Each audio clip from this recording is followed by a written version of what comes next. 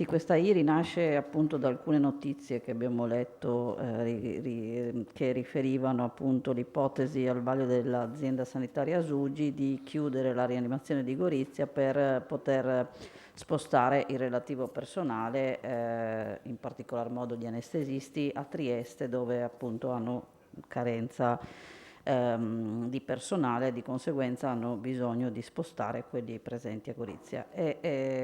Appunto, considerato però che gli stessi ambienti sanitari ed ospedalieri ci risulta insomma che alcuni anestesisti stanno già facendo questa sorta di passaggio al momento ovviamente momentaneo e temporaneo su Trieste a turno, ma appunto la nascita, cioè il passaggio anche dell'ospedale di Monfalcone Gorizia sotto Asugi, diciamo, doveva anche in qualche maniera migliorare i servizi del territorio e quindi anche dei presidi di Gorizia e Monfalcone, ricordando che la terapia intensiva di Gorizia comunque svolge un ruolo fondamentale per un territorio e per la sua popolazione. E volevamo capire dall'assessore se questa notizia, diciamo, è comunque confermata e quale appunto sarà il futuro della rianimazione, appunto considerando l'eventuale chiusura, come in qualche maniera gestiremo i problemi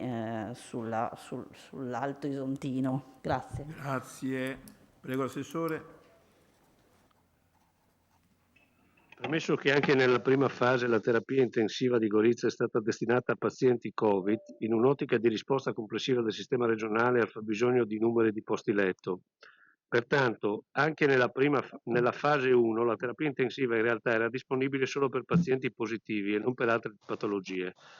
Ciò detto, l'azienda Giuliana Isontina sta vagliando tutte le possibili e immaginabili soluzioni per considerare questa eventualità che verrà adottata solo qualora la necessità di posti letto in terapia intensiva per positivi divenisse pressante come nella fase 1, cosa che non si sta verificando al momento.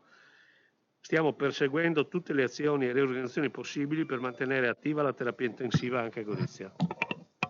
Grazie, prego consigliere D'Alzoro, 2 minuti. Beh, io ringrazio l'assessore, anche se alla fine, fra virgolette, è una non risposta, nel senso che la teniamo aperta fin tanto che Trieste e Udine in qualche maniera riescono a tenere i numeri di pazienti in terapia intensiva. Nell'eventualità che dovessero peggiorare, e ci auguriamo tutti di no, a questo punto insomma, la terapia intensiva di Gorizia in qualche maniera verrebbe chiusa o riconvertita come nella prima ondata a Covid, quindi questo ci dispiace appunto più che altro perché poi un territorio rimarrà in qualche maniera scoperto, fra virgolette, per alcuni servizi per la popolazione. Grazie. Grazie.